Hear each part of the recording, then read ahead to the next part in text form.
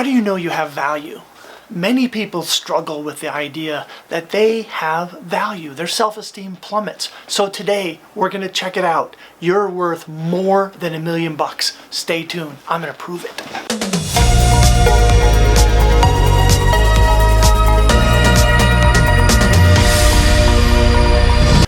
When I was growing up, my father was, let's just say, less than positive. Matter of fact, he would have these statements that he would tell me over and over and over. One of them was, you will never amount to anything. You couldn't drive a nail into soft wood. The other one that he really liked to say was that if you were standing in front of a barn with a shotgun, you couldn't hit it. Over and over, my dad tried to instill in me that I had no value. And I sort of took those words and kind of tattooed them on my head, and they became this self-fulfilling prophecy. And as a result, I battled with shame and guilt. But what he said wasn't true. The problem was I didn't know it. So today I thought it would be really important for us to understand the difference between shame and guilt, and the reality that no matter what we may do, it doesn't steal our value. First off, where is value developed? Developmental psychologists, especially like Erik Erikson, talk about that when we're born sort of neutral. And then we have to kind of learn our value. The first year of life, the primary lesson we learn is about whether we can trust the world or not. Matter of fact, when a baby's born, they sort of zoom in, right, and focus in a hypersensitive way on their primary caregiver. Usually the primary caregiver is the mom. And so during that first year of life, the baby kind of reads the mom and learns to understand whether the world is a safe place. So if things happen and the mom, if that's the caregiver, is calm, then the baby's calm. If during the first year of life things happen and the mom is anxious, or whoever their primary caregiver is, then the baby becomes anxious. So in that first year of life, the baby kind of learns how to read the world through the eyes of the caregiver.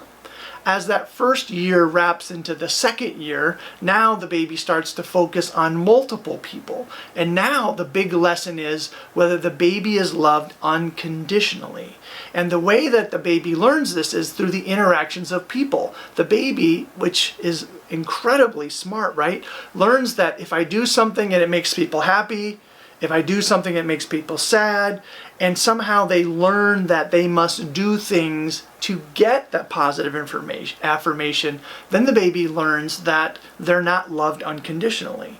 Well, if you learn in that second year of life that you're not loved unconditionally, like that you have to do something to gain that love, that sort of follows us. And that's where my father came in, right? He started telling me that I wasn't loved unconditionally, that I had to do something the right way.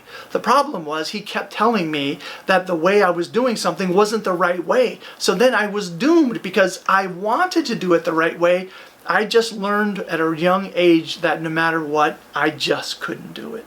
So my self-esteem plummeted. I was bashful. I was full of shame. I wouldn't make eye contact. Shame just sort of enveloped me, and my worth deteriorated. But here's the truth. What my dad told me was a lie. Because my value is not defined by what I do. My value is defined simply by the fact that I am a human being. I believe that God created me just the way I am, that God created you just the way you are. So you have ultimate value because you were put together in a perfect way. And then you were kind of set into this world in a perfect way. That was God's plan. And I'm sure he stands back and he looks at you and he looks at me and he thinks, wow, you rock. You're awesome. We have ultimate value because God created us. That's ultimate value. But here's the problem. If we listen to what people say and we internalize it, and they say we've done something bad or that we're bad, we have to be careful that shame doesn't develop. So what's important is if I have a bowl of milk and I'm walking to the kitchen table and I spill it and I start to beat myself up and it's like, oh rats, I spilled the milk, I feel bad, I'm going to learn from this and I'm never going to do it again. That's guilt. And guilt can be healthy because guilt can keep me from doing something dumb again.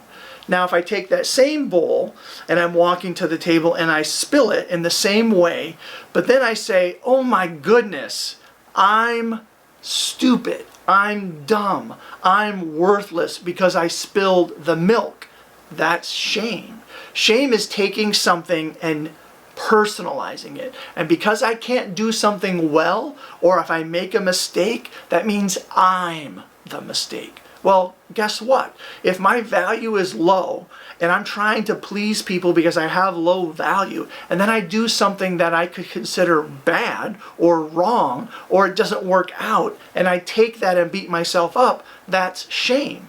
And then what it does is it makes this tattoo on my head that I'm worthless even deeper. So I have to be careful that I don't internalize my behavior in a way that it pulls my value down. I have value no matter what I do. What I do are just choices. They don't reflect my value, right? I'm still a valuable human being. Yeah, I might make stupid choices and I have to learn, but I'm not stupid. It's really important that we understand that you and me, you and I, we're worth more than $1 million.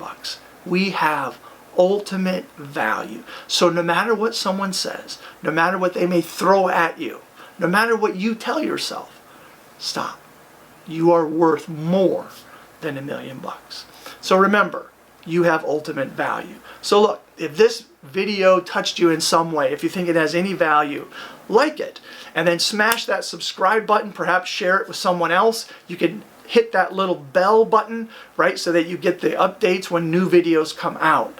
We are just so grateful that you're on this journey with us. And in the comments below, help me understand, how do you find value? And what do you do when your value is taken? We really like those comments, so get involved. Have a great day. God bless.